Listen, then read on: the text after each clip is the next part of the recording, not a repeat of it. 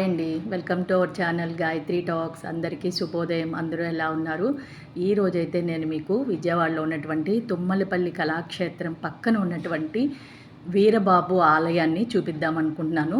మీ అందరికీ చాలామంది తెలుసు, వీరుళ్ళు కొలుపని ఉంటుంది చాలామంది ఇళ్ళలో. అంటే చిన్న వయసులో చనిపోయిన వాళ్ళు కొన్ని గడియల్లో చనిపోయినప్పుడు దీనివల్ల వాళ్ళు వీరుళ్ళు అవుతారని చెప్పి చాలామంది కొలుస్తూ ఉంటారు కూడా. అలా మా ఇంట్లో కూడా మా బాబాయ్ వాళ్ళ అబ్బాయి అనమాట, అంటే మా అన్నయ్య వీరుళ్ళు అయ్యారు. నా చిన్నప్పుడు ఊహ తెలిసినప్పటి నుంచి వీరుళ్ళు కొలుపు మాకుందనమాట.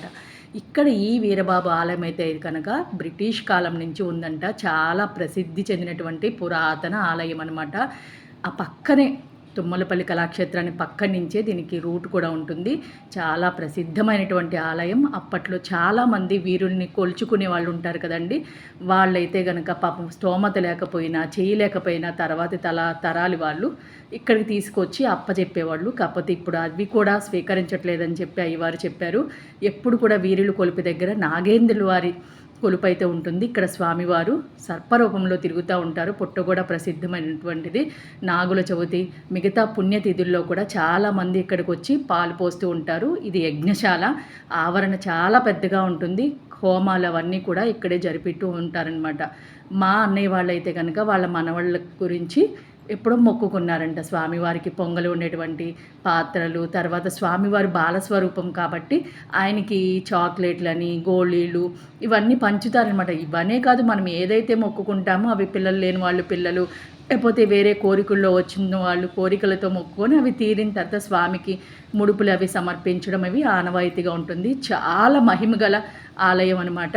గుడి ప్రాంగణం అంతా కూడా ఎప్పుడు కూడా శరభ వీరశరభ అనేటువంటి నామం ఎప్పుడు కూడా చిన్నగా మారుమోగుతూ ఉంటుందన్నమాట. అదే విశేషమైనటువంటి రోజుల్లో సోమవారం కానీ శివరాత్రి అప్పుడు కానీ ముఖ్యమైనటువంటి పర్వదినాలలో ఇక్కడైతే అసలు ఖాళీ అంటూ ఉండదన్నమాట. అంతమంది జనాభాతో నిండిపోయి ఉంటుంది. ప్రాంగణం అయితే చాలా శుభ్రంగా చాలా పరిశుభ్రంగా ఉంటుందండి.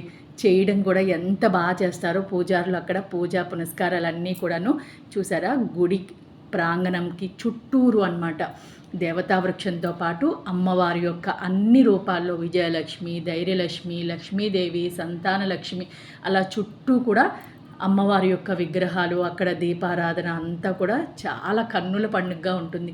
ఎవరైనా అవకాశం ఉన్న వాళ్ళు ఎప్పుడైనా కనుక విజయవాడ తుమ్మలపల్లి అంటే మన బస్ స్టాండ్కి బాగా దగ్గరలోనే ఉంటుందండి.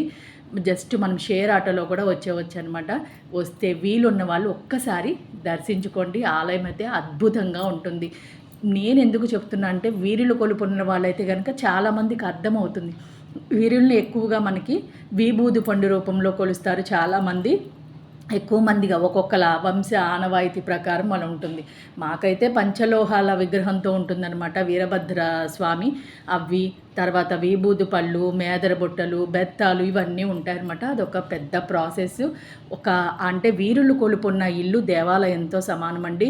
దాని యొక్క ఫలితం అనేది కొలిచిన వాళ్ళకి, దాని ఫలితం పొందిన వాళ్ళకి అర్థమవుతుందన్నమాట.